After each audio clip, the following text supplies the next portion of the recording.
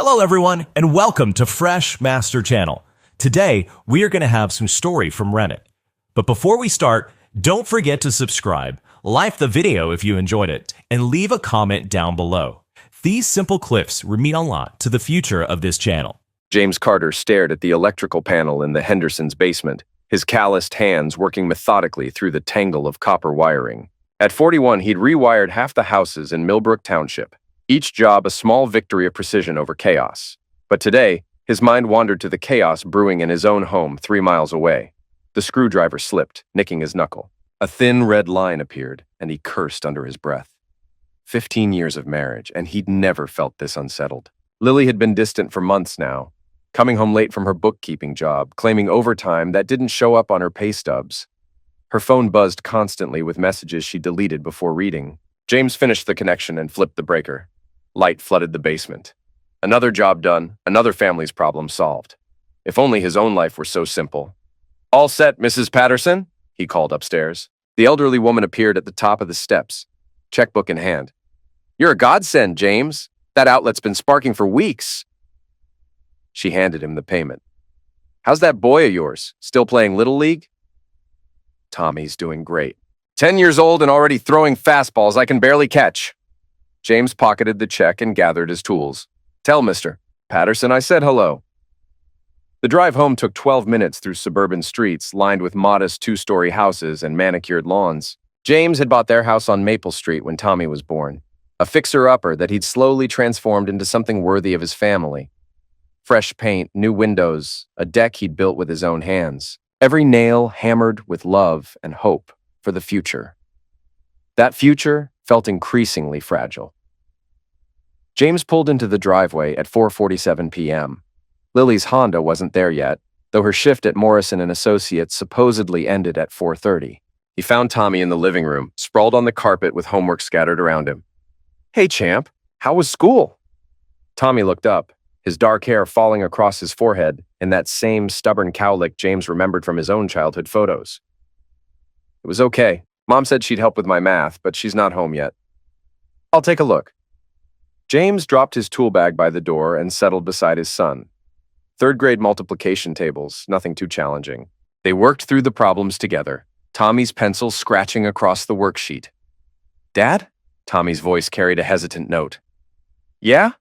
You know that guy who moved into the Kowalskis' old house? The blue one down the street?" James paused. The Kowalskis had moved to Florida 2 months ago, and he'd seen moving trucks at the house recently. "What about him?" "He talks to Mom sometimes when you're at work." Tommy's eyes stayed fixed on his homework. "He gave me this." The boy reached into his backpack and pulled out a tactical flashlight, military grade, worth at least $60. James took it, feeling the solid weight in his palm.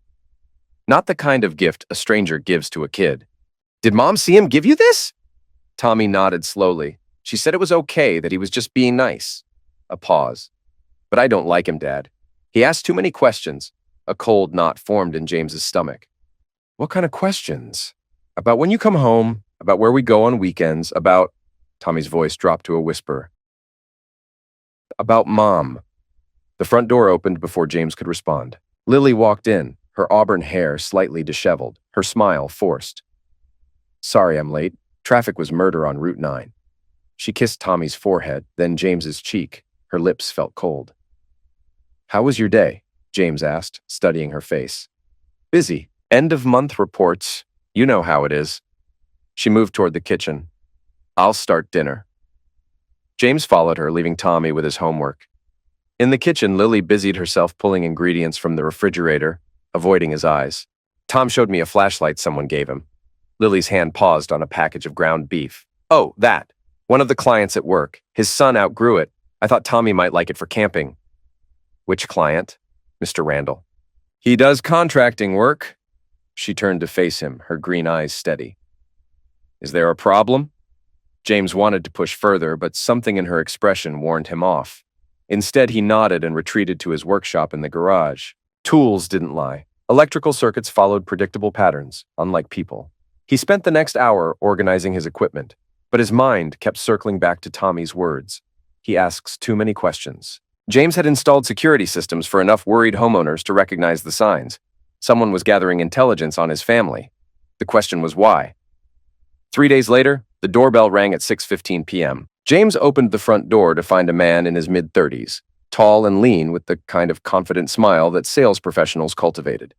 He held a bottle of wine and wore khakis that probably cost more than James made in a week. "Evening. I'm Alex Randall. Just moved into the blue house down the street. Thought I'd introduce myself to the neighbors." James accepted the man's firm handshake, studying his face. Strong jaw, expensive haircut, eyes that seemed to catalog every detail of the entryway behind James. "James Carter, welcome to the neighborhood. Beautiful street, very family-friendly." Alex's gaze shifted past James toward the living room where Tommy's toys were scattered. "I see you have a son. Great kid. We've chatted a few times." The knot in James's stomach tightened. "Have you?"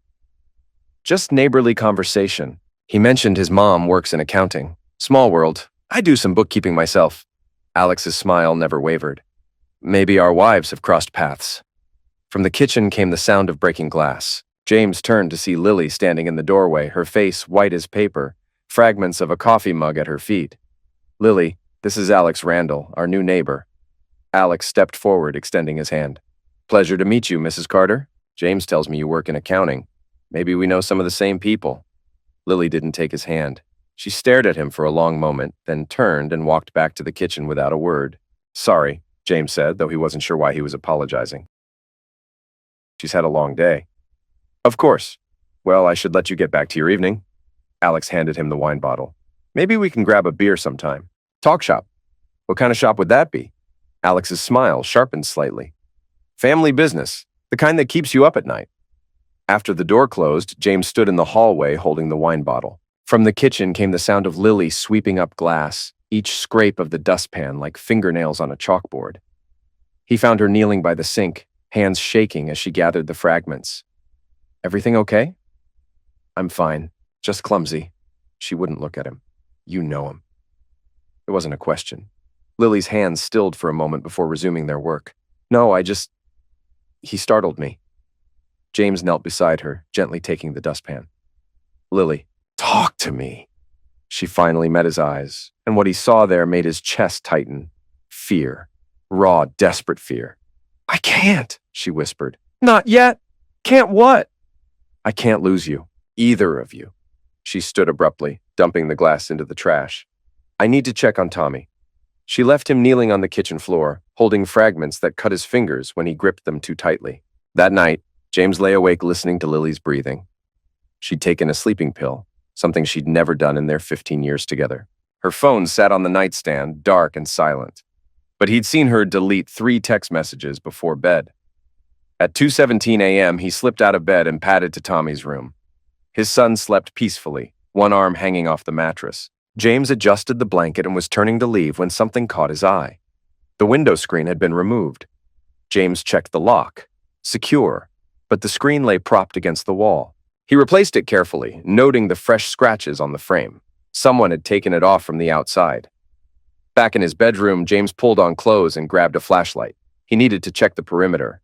The night air carried the scent of late spring, lilacs and fresh-cut grass. James circled the house methodically, looking for footprints, disturbed mulch, anything out of place. Behind Tommy's window, he found them. Boot prints in the soft earth of Lily's flower bed. Size 11 or 12 with a distinctive tread pattern. Someone had been watching his son sleep. James photographed the prints with his phone, then sat on the back steps and tried to make sense of the pieces. A stranger moves in 3 doors down, gives expensive gifts to Tommy, asks probing questions, shows up at the front door like a long-lost friend. And now someone, presumably the same someone, is prowling around the house at night. His phone buzzed with an incoming text. "Unknown number. She never told you about me, did she?" James stared at the screen, his hands steady despite the rage building in his chest. Another message followed. "Ask her about Portland. Ask her about the promises she made." A third message. "Your son has her eyes. Beautiful boy. Shame to see him hurt by the truth." James deleted the messages and went back inside. In the kitchen, he pulled out a notebook and started making a list. Names, dates, details. Everything he could remember about Lily's behavior over the past few months. Every late night, every suspicious phone call, every lie disguised as explanation. When he finished, the notebook contained 3 pages of evidence that his marriage was over. But that wasn't what worried him most. The threat to Tommy changed everything. The next morning, James drove to Millbrook Electronics and bought a basic security system: 4 wireless cameras, motion sensors, and a digital recorder. Nothing fancy, but enough to monitor the house when he wasn't there. He installed the cameras while Lily was at work and Tommy was at school.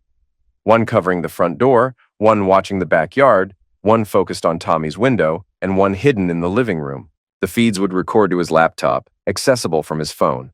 At 3:45 p.m., he picked up Tommy from school and took him for ice cream. "Dad, can I ask you something?" "Shoot." Tommy stirred his chocolate sundae, gathering courage. "That guy, mister, Randall, he knows things about us." "What kind of things?" "He knew Mom's middle name, and he knew about my scar." Tommy touched the small mark on his chin from a bicycle accident 2 years earlier. "How would he know that unless what? Unless Mom told him?" Tommy looked up with eyes too old for his 10-year-old face. "Are you and Mom getting divorced?" The question hit James like a punch to the gut. "Why would you ask that?"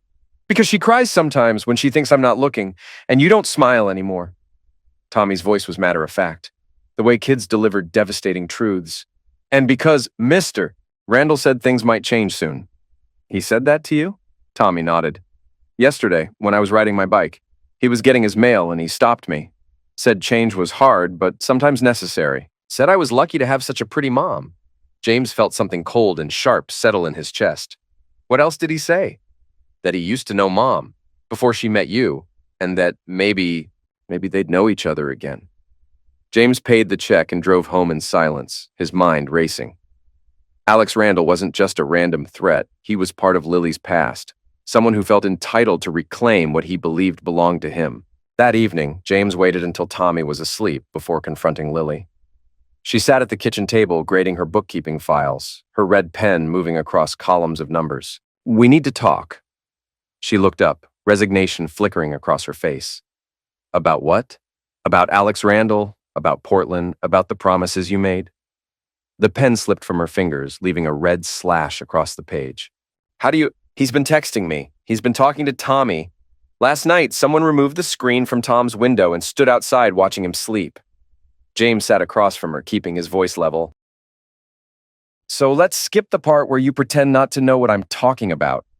Lily buried her face in her hands. For a long moment, the only sound was the kitchen clock ticking away seconds of their marriage. "It was 3 years ago," she said finally. "A conference in Portland. I was there for work and he was—" She looked up, tears streaming down her cheeks. "I made a mistake, James. A terrible mistake. An affair. 3 days. That's all it was. 3 days of stupidity that I regretted the moment I came home." She reached across the table, but James pulled his hands away.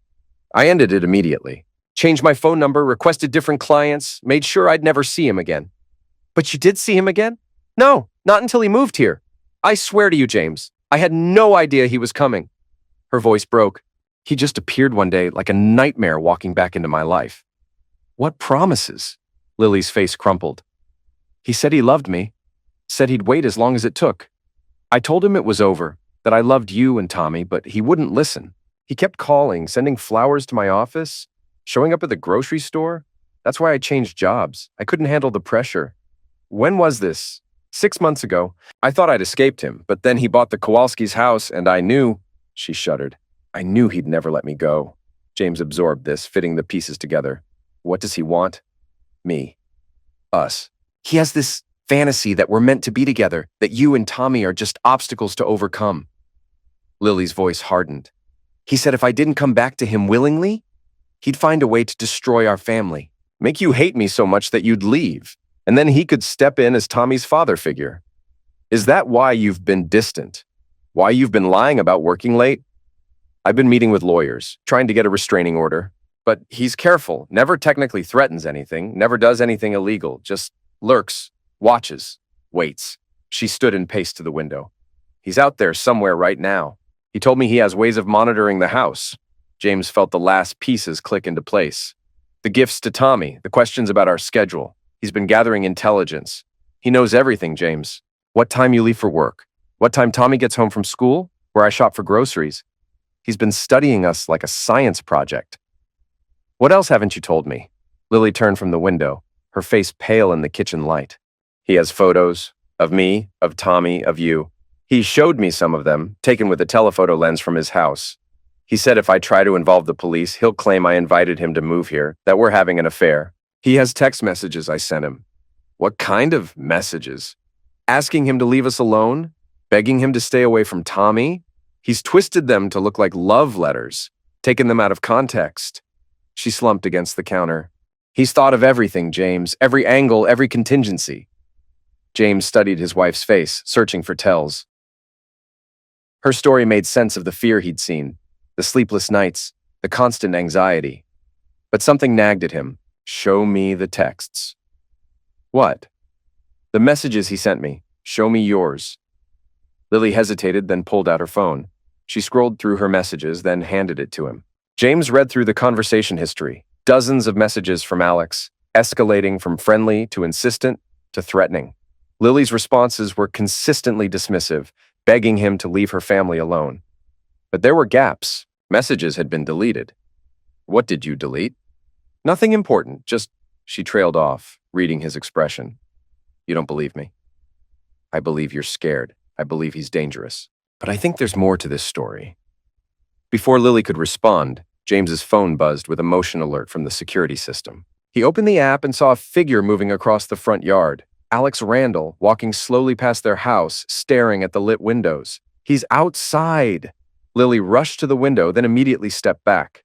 Don't let him see you watching. James saved the video file and closed the app. Pack a bag. You and Tommy are staying at your sister's tonight. He'll just follow us there. Then we'll figure out somewhere else. But you're not sleeping in this house while he's prowling around outside.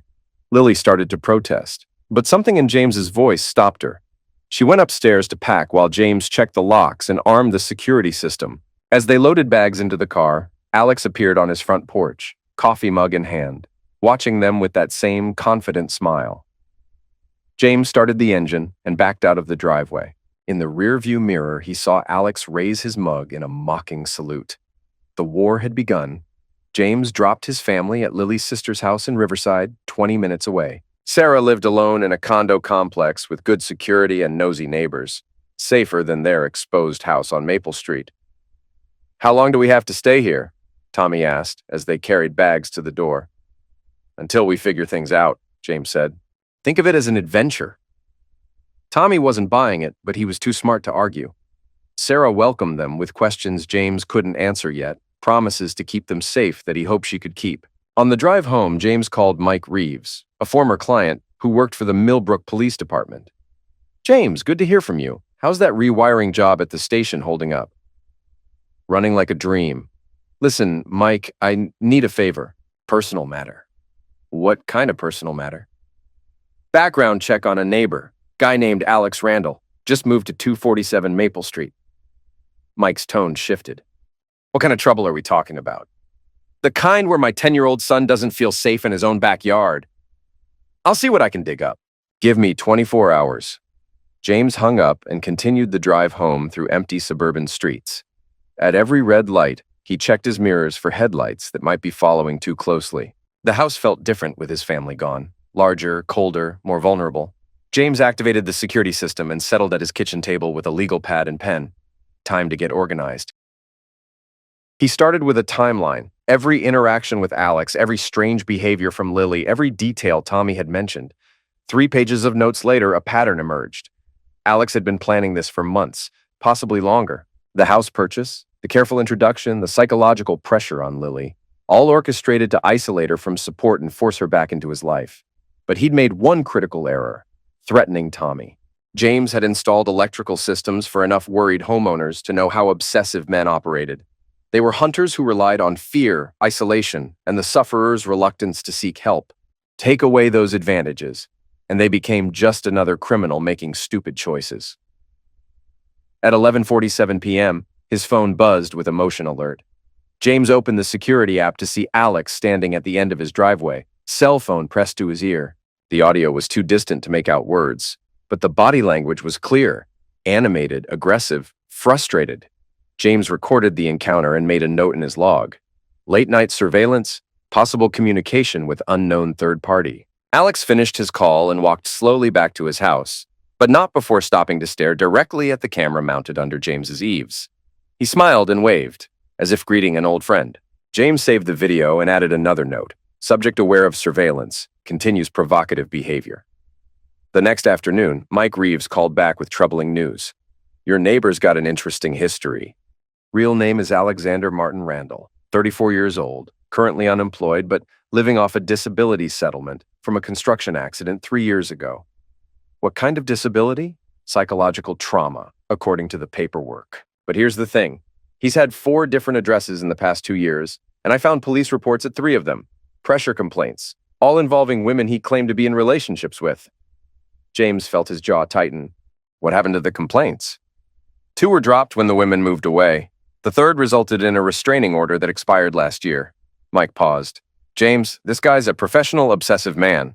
He finds vulnerable women, inserts himself into their lives, then makes it so uncomfortable that they either give in or disappear. What about criminal charges? That's the problem. He's smart enough to stay just below the legal threshold. Never physically attacks anyone, never makes explicit threats, never breaks into properties. Just applies steady psychological pressure until his targets break. Any violence in his background? 1 arrest for disorderly conduct in Albany, charges dropped. But here's what worries me. The construction accident that got him the disability settlement? The foreman claims Randall caused it deliberately, trying to hurt a coworker who was dating his ex-girlfriend. Nothing proved, but the pattern fits. James absorbed this information. What would you do? Officially, keep documenting everything, avoid confrontation, and hope he loses interest. Mike's voice dropped. Unofficially, this guy's escalating. The fact that he bought a house near you suggests he's more committed than his previous targets. I'd get your family somewhere safe and start thinking about permanent solutions. Meaning? Meaning guys like this don't usually stop until someone makes them stop. After the call, James sat in his truck outside Tommy's school, watching kids stream toward waiting parents. His son appeared in the crowd, backpack slung over one shoulder, looking smaller and more vulnerable than James remembered. How was your day, champ? Okay, I guess. Tommy climbed into the passenger seat. Mrs. Davidson asked where Mom was. I didn't know what to say. You can tell her Mom's visiting Aunt Sarah for a few days. Are we going back there tonight? James nodded, hating the disappointment in his son's voice. Just until things settle down. They drove toward Riverside in silence, but Tommy's questions hung in the air like smoke. How long would this last? When would they feel safe again? What was happening to their family? James didn't have answers, but he was beginning to formulate a plan. That evening, while Tommy played video games with his cousin and Lily helped Sarah with dinner, James sat on the condo balcony and made a series of phone calls. First, to a lawyer specializing in family protection orders. The attorney was pessimistic. Without explicit threats or physical violence, temporary restraining orders were difficult to obtain and easy to violate. Second, to a private investigator recommended by Mike Reeves. The PI was more encouraging, willing to dig deeper into Alex's background and document his activities for a substantial fee. Third, to his insurance agent, confirming that his homeowner's policy covered security upgrades and temporary housing if needed. By the time he finished, James had committed to spending nearly $5,000 on professional help. Money they couldn't afford, but couldn't afford not to spend. Lily found him on the balcony, staring out at the parking lot below. Any luck? Maybe. We'll see. He turned to face her. How are you holding up? Better, now that we're away from the house. Tommy seems more relaxed, too. She sat in the plastic chair beside him. I'm sorry, James, for all of this, for bringing him into our lives. You didn't bring him anywhere. He followed you.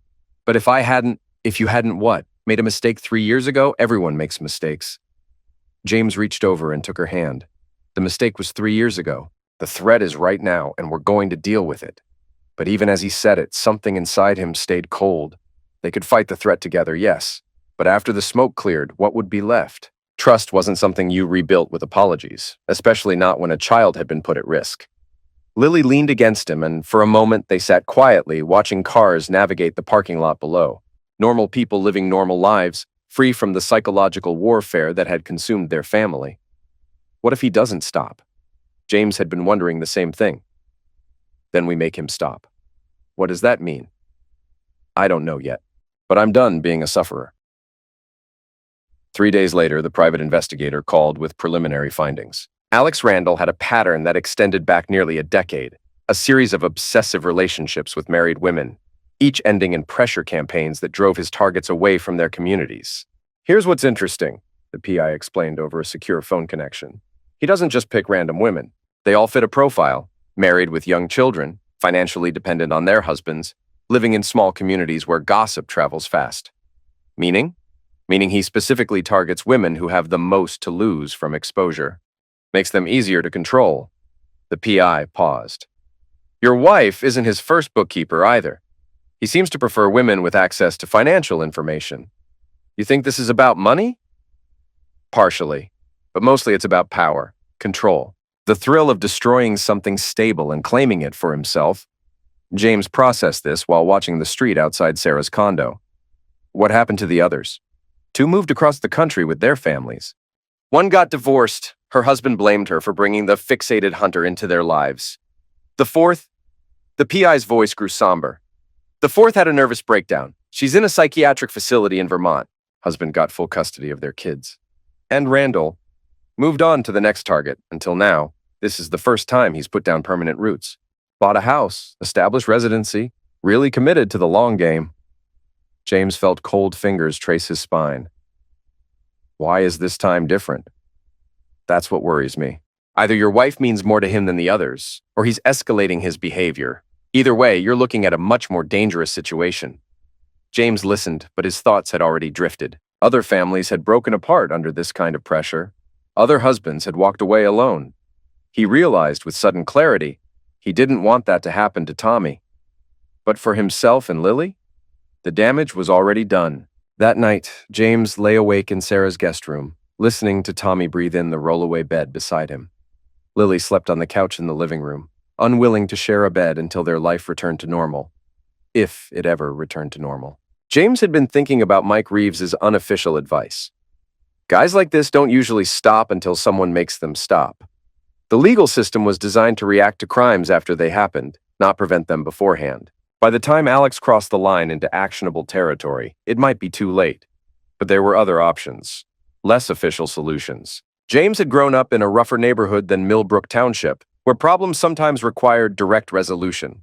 He'd left that world behind when he married Lily, choosing stability over street justice. But the skills remained, buried under 15 years of suburban respectability. Maybe it was time to remember who he used to be. The next morning, James called in sick and drove to a neighborhood he hadn't visited in 2 decades. The streets were narrower here, the houses closer together, the residents harder around the edges. He found Bobby Torino outside a corner deli, unchanged except for gray threading through his black hair. Bobby had been James's best friend in high school, before college, before Lily, before the decision to leave the old neighborhood behind. Jimmy Carter, son of a witch. Bobby embraced him with genuine warmth. What brings you to the old stomping grounds? I need advice about a problem that won't go away. Bobby studied his face, reading subtext. The kind of problem that keeps a man awake at night? Yeah? Let's walk. They strolled through streets that held 20 years of shared memories. The basketball court where they'd learned to fight, the parking lot where they'd learned to drive, the alley where Jimmy had learned that sometimes violence was the only language bullies understood. Tell me about your problem. James explained the situation, watching Bobby's expression grow darker with each detail. When he finished, Bobby stopped walking and turned to face him. This guy's playing the long game.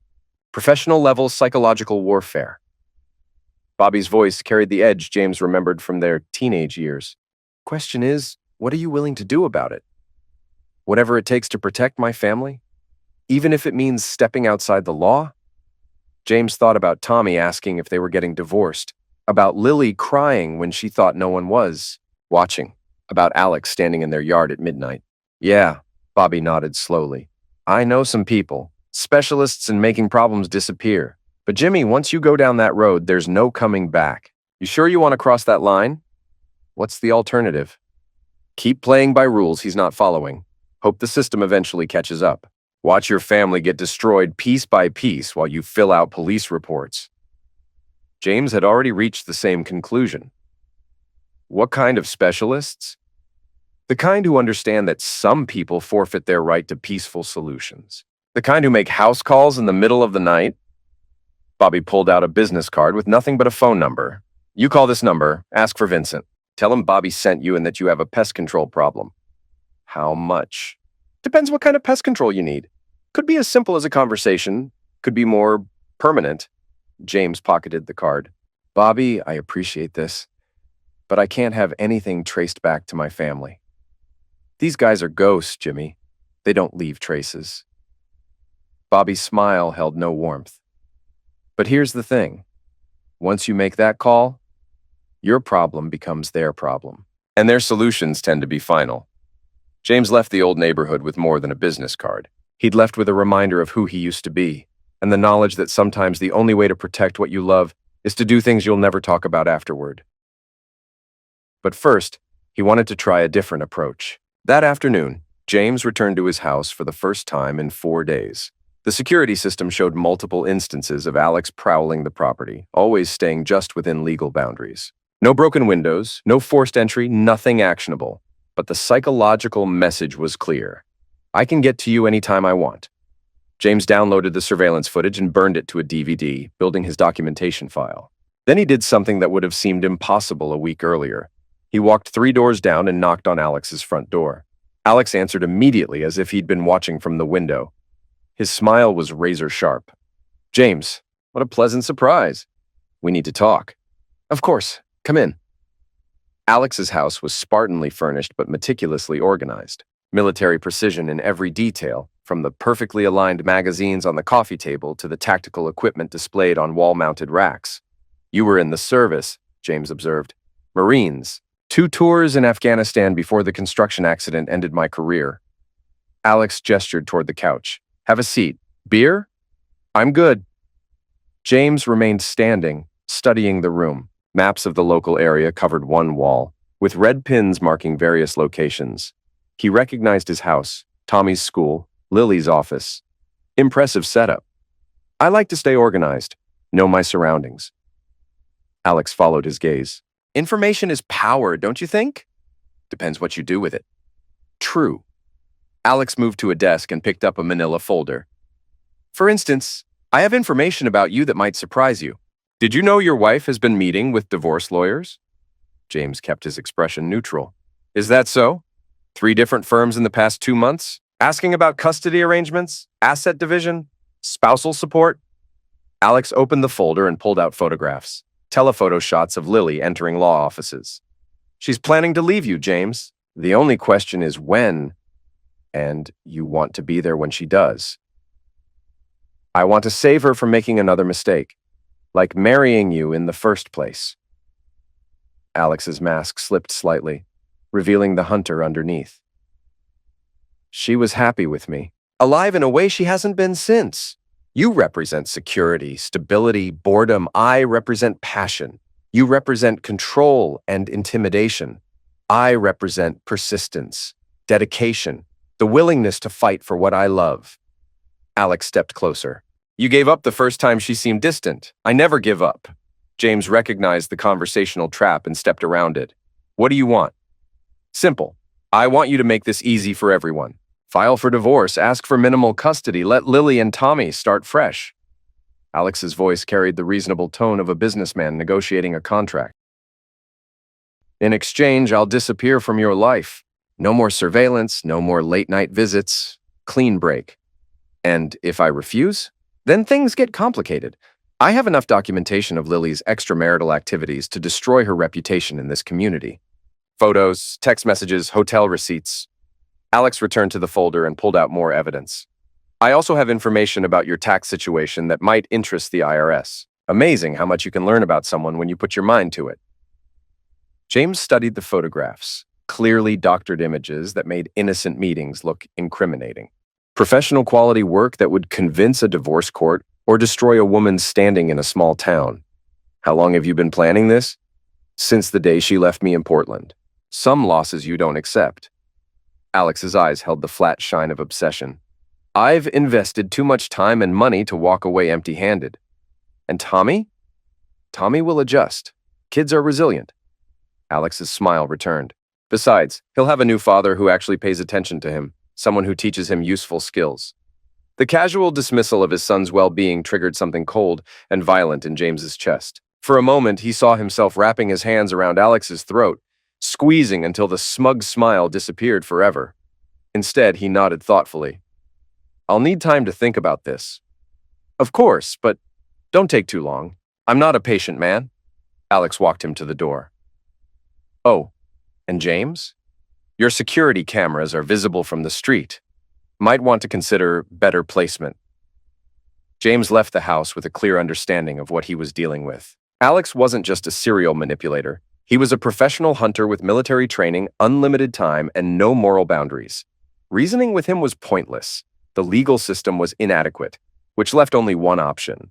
That evening, James sat in his truck outside Sarah's condo and dialed the number Bobby had given him. "Vincent speaking." Bobby Torino said, "You might be able to help with a pest control problem." "What kind of pest?" "The kind that threatens children." A pause. "I'll need details. Meet me tomorrow at Rossetti's Diner on Route 22, 10 a.m. Come alone." The line went dead. James stared at his phone, knowing he'd just crossed a line he could never uncross. Tomorrow he would sit across from a stranger and discuss the removal of another human being as if planning a home renovation. But when he thought about Alex's casual dismissal of Tommy's well-being, the choice felt inevitable. Some problems required permanent solutions. Vincent turned out to be a soft-spoken man in his 50s, gray-haired and unremarkable, except for eyes that seemed to catalog everything without judgment. They sat in a corner booth at Rossetti's, nursing coffee while James explained the situation. "Military training complicates things," Vincent said when James finished. "Makes him more dangerous, but also more predictable. Marines think tactically, but sometimes forget strategy. What's the difference?" "Tactics win battles. Strategy wins wars." Vincent pulled out a tablet and made notes. "Your problem is thinking this is about your wife. It's not. It's about dominance. This man needs to feel superior, in control, unbeatable. Take that away, and he becomes just another angry person with poor impulse control. How do we take it away?" "Several options. We could arrange for him to have an accident. Permanent solution, minimal risk to you." Vincent's voice carried no more emotion than if he were discussing weather. "Cost would be $25,000 plus expenses." James felt his stomach drop. "That's more than I make in 6 months." "Alternative approaches cost less but carry more risk. We could arrange for him to be arrested on serious charges, planted evidence, anonymous tips, that sort of thing. 15,000, but no guarantee he stays locked up." "What else?" "Psychological warfare. Turn his own tactics against him. Make him feel hunted instead of the hunter. 5,000, but it requires your participation and might take months to show results." James considered the options. The first was final but financially impossible. The second was risky and temporary. The third was affordable but uncertain. "Tell me about the psychological approach." Vincent leaned forward. "We make him paranoid. Phone calls in the middle of the night from untraceable numbers. Strange noises around his house. Evidence that someone's been inside when he's away. Dead animals on his doorstep. Escalating pressure until he cracks or leaves. Legal risks? Minimal if done correctly." Vincent's smile was thin and cold. "The beauty is that guys like him have enemies. Lots of people with reasons to make their lives difficult. We become just another shadow in a world full of shadows." "What do you need from me?" 5,000 cash, half up front, details about his routine, his property, his vulnerabilities, and most importantly, an ironclad alibi for everything we do." James thought about Lily crying in the kitchen, about Tommy asking if they were getting divorced, about Alex's casual threats. $5,000 was most of their savings, but some investments were worth the cost. "When do we start?" "Tonight. Go home, act normal, make sure you're visible to multiple witnesses. Leave the rest to us." They shook hands in the parking lot, sealing an agreement that would either save James's family or destroy what remained of his soul. But as he drove back to Sarah's condo, James felt something he hadn't experienced in weeks: hope. That night, James took his family to dinner at a crowded restaurant, made sure the waitress remembered them, paid with a credit card that would timestamp their location. At 8:30, they returned to Sarah's condo for a movie night with her and the kids. At 10:15, James's phone buzzed with a motion alert from his security system. He opened the app to see Alex standing in his driveway, but something was different. The man looked agitated, constantly checking over his shoulder, talking rapidly into his phone. "What's wrong?" Lily asked, noticing his expression. "Nothing. Just checking the house. James closed the app without mentioning what he'd seen. But over the next hour, his phone continued buzzing with alerts. Alex appeared repeatedly on camera, circling the house, checking windows, testing doors. His body language spoke of confusion and growing paranoia. Vincent's crew was already at work. At 11:47, the alerts stopped.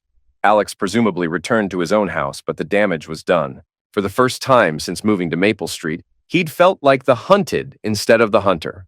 James should have felt triumph. Instead, he felt tired. This wasn't a victory, it was a reprieve. And in that quiet, something settled inside him. Even if Alex vanished from their lives forever, the shadows he'd exposed would remain. Some betrayals couldn't be undone. Some cracks couldn't be sealed.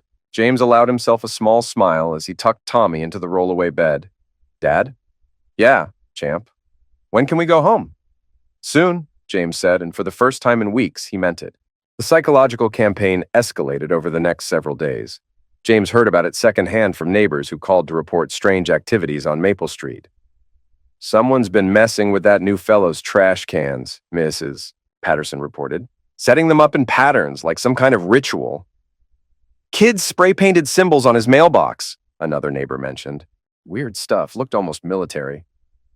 "Saw him outside at 3 in the morning with a flashlight," reported Mr. Kowalski, visiting from Florida. "Seemed like he was looking for something in his yard." James made sympathetic noises while documenting each incident. Vincent's crew was methodical, professional, and completely invisible. The pressure seemed random, disconnected, impossible to trace. On the 4th day, Alex made a mistake. He showed up at Tommy's school. The principal called James immediately. "Mr. Carter, there's been an incident. A man claiming to be Tommy's stepfather tried to check him out of school early." His heartbeat paused, just for a second. "What man?" He gave his name as Alex Randall, said there was a family emergency, and that you'd sent him to pick up Tommy. The principal's voice carried professional concern. "Of course, we don't release children to anyone not on the authorized pickup list, but I thought you should know. Where's Tommy now?" "Safe in my office. I've called the police to file a report." James reached the school in 8 minutes, running 3 red lights and taking corners at dangerous speeds. He found Tommy in the principal's office, pale but unharmed, with a police officer taking notes. "Dad." Tommy ran to him, and James wrapped his son in a fierce hug. "You okay, champ?" "I'm fine, but Mr. Randall seemed really angry when they wouldn't let me go with him." Tommy looked up with worried eyes. "He said you were hurt and needed me to come home right away." The police officer introduced himself as Detective Morrison and asked for details about Alex's behavior. James provided background information while carefully omitting his own extracurricular activities. "This constitutes attempted abduction," Detective Morrison explained. "Combined with the pressure complaints you've filed, we have enough to arrest Mr. Randall and request a protective order." "How long will that take?" "I can have a warrant within 2 hours. We'll pick him up this afternoon." James felt a mixture of relief and concern. Official police involvement would protect his family, but it might also interfere with Vincent's operation. As they left the school, James called Vincent from his truck. "We have a problem. The target just tried to abduct my son. Police are issuing an arrest warrant." "Actually, that's good news," Vincent replied calmly. "Means he's cracking faster than expected. Don't worry about the arrest. We'll adapt." "How?" "Trust the process. By the time he posts bail, he'll be in no condition to threaten anyone." James didn't ask for details. Some things were better left unknown. Alex was arrested at 3:47 p.m., taken into custody without incident while attempting to retrieve something from his backyard. The something turned out to be a dead raccoon that had been nailed to his back fence, another of Vincent's calling cards. James watched from his truck as police led Alex away in handcuffs. The man looked haggard, paranoid, constantly checking the sky as if expecting aerial surveillance. 5 days of psychological pressure had transformed a confident hunter into a confused, frightened animal. But James knew the arrest was temporary. Alex would post bail within hours and return more dangerous than before. Vincent called that evening with an update.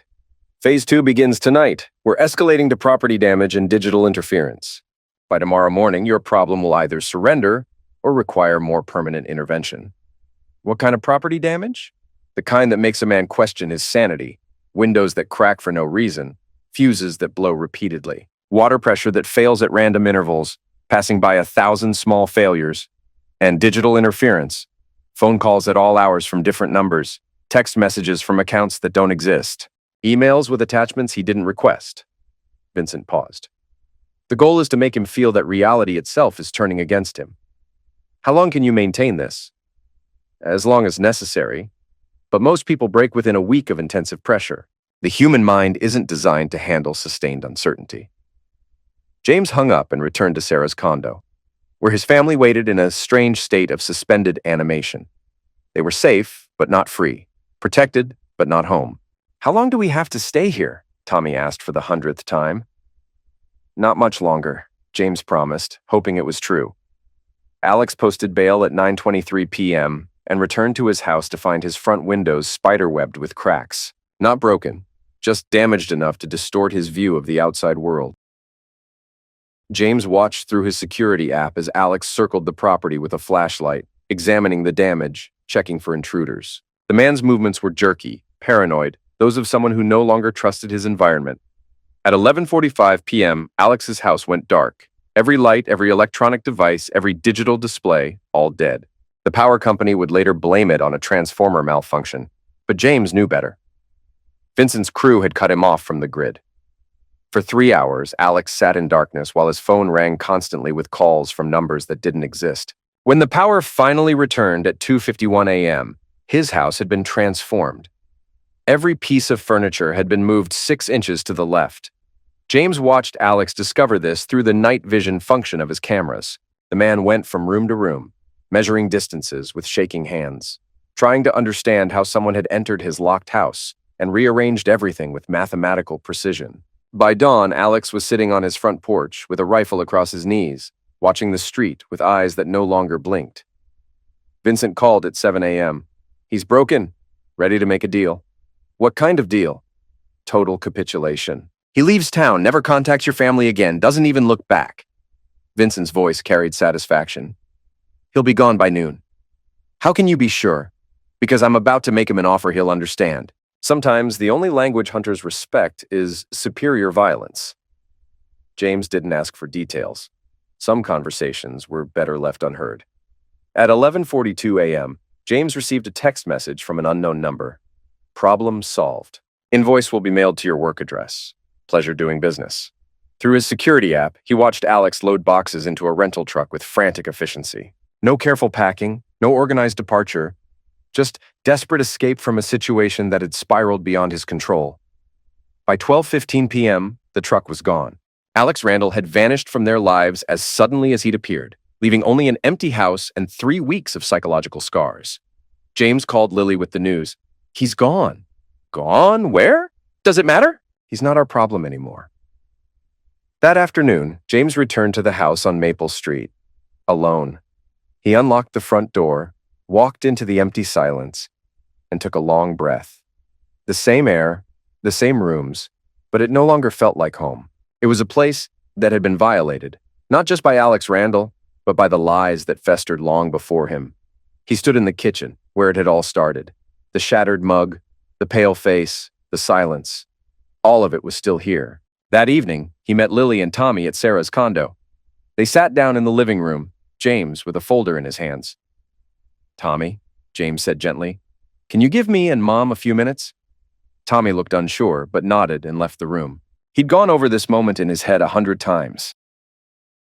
Each version ended the same. You can forgive fear.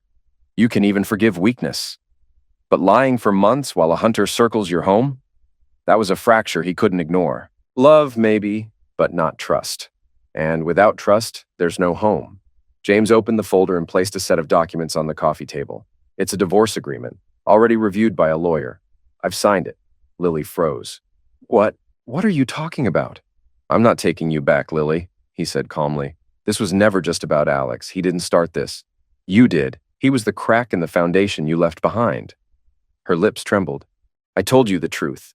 After months of lies, after watching our son get pulled into something dangerous, after you stood there, letting me question my own sanity while you deleted messages and hid parts of the story, you didn't come clean. You got caught.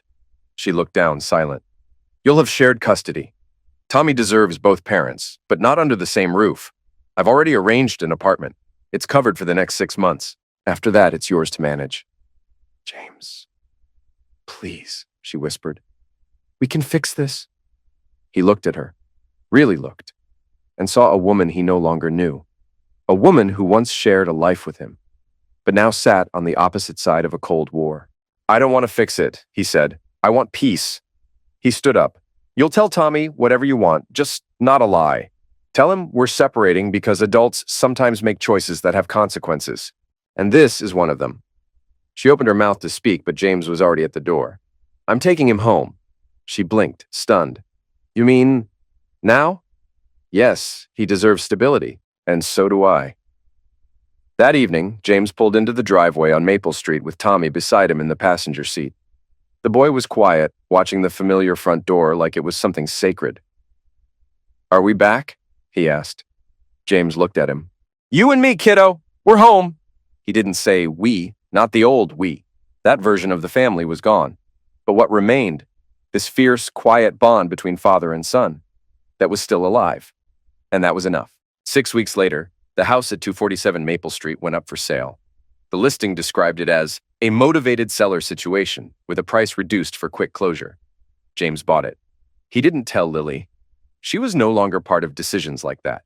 They hadn't lived together since the day he returned to the house with Tommy and left her behind at Sarah's condo. The conversation had been quiet, surgical. "You brought him into our lives," he had said, not angry, not shouting, just tired. "And you kept him close, long after you knew what he was." She cried, begged, asked if they could try again for Tommy's sake. James only shook his head. "Tommy will have a safe home, but not with both of us in it.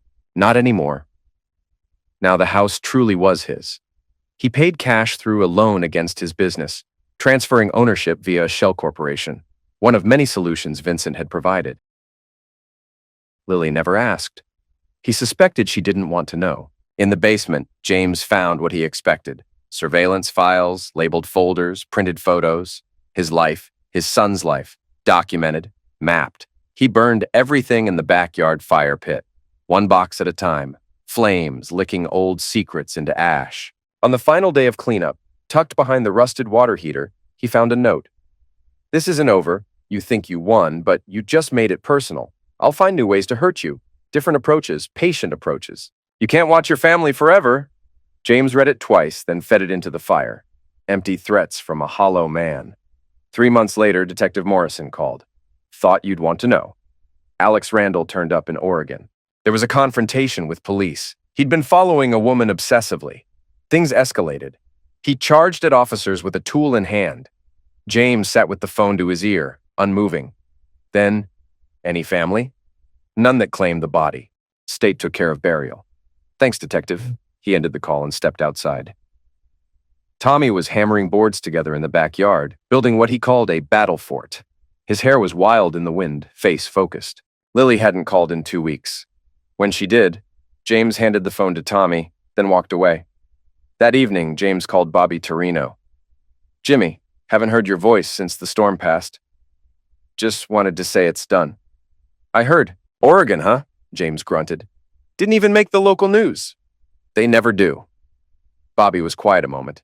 Then, "You good?" James looked out the window. The house 3 doors down sat vacant, curtains drawn, yard wild again. "Yeah, I am. You ever need help again? I know where to find you, but I hope I never do." He hung up. No ceremony, no reflection, just silence. The next weekend, he opened the safe Vincent's team had installed in the basement, deep inside what had once been Alex's bunker of delusions. The backup drive remained untouched.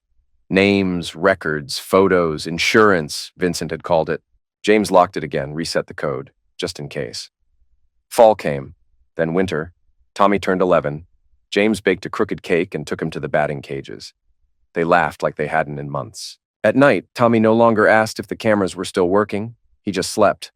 Spring brought fresh grass and a new roof. Lily sent an email asking to meet. James never replied. He paid her alimony on time. Made sure Tommy called every other weekend. Nothing more. 1 year later, James Carter stood on his back deck and watched his son ride a bike down the street, shouting something to a friend. A good shout. Not fear, not worry. Just boyhood. He sipped his coffee. The war was over. The family wasn't whole, but it was safe. He had not saved his marriage. He had saved his son. And that was enough.